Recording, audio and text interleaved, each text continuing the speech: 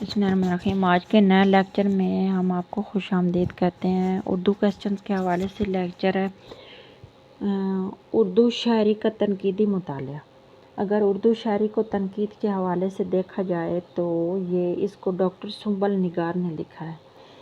اردو نثر کا تنقیدی مطالعہ ڈاکٹر سنبل نگار نے لکھا ہے۔ اردو شاعری پر تنقید اور اردو نثر پر تنقید دونوں کو ڈاکٹر سنبل نگار نے لکھا ہے۔ اردو کا ابتدائی زمانہ، اردو ادبی تہذیب اور تاریخ کے پہلو۔ اردو کا جو ابتدائی زمانہ ہے، ادبی تہذیب اور تاریخ کے پہلو، شمس الرحمن فاروقی کی کتاب ہے۔ ان کا بھی بہت نام آیا ہے، بہت اچھی کتابیں انہوں نے لکھی ہیں۔ اثبات و نفی یعنی مثبت اور منفی، یعنی پازیٹیو اور نیگیٹو دونوں، یہ ادب میں کیا ہے۔ شمس الرحمن فاروقی نے اس کو لکھا ہے۔ تحقیق کا فن ڈاکٹر گیان چند جین کی کتاب ہے۔ تحقیق کا فن ڈاکٹر گیان چند جین کی کتاب ہے۔ اصول تحقیق و ترتیب متن ڈاکٹر تنویر علوی کی کتاب ہے۔ تحقیق شناسی ڈاکٹر رفاقت علی شاہد کی کتاب ہے۔ تحقیق شناسی یعنی تحقیق کے حوالے سے جو کوئی لکھا گیا ہے، ڈاکٹر رفاقت علی شاہد کی کتاب ہے۔ اردو تحقیق یہ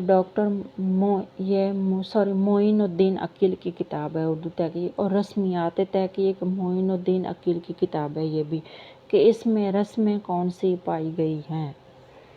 تحقیق میں کیا کیا اصول ہیں جو کہ اپنائے گئے ہیں۔ مبادیات تحقیق عبدالرزاق قریشی کی لکھی ہوئی یہ کتاب ہے۔ مبادیات تحقیق یعنی تحقیق کو مبادیات کی طرف لے کر جایا گیا ہے۔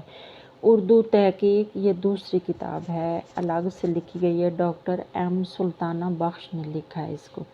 اصول انتقادیات ایک تنقیدی جائزہ پروفیسر جابر علی سید۔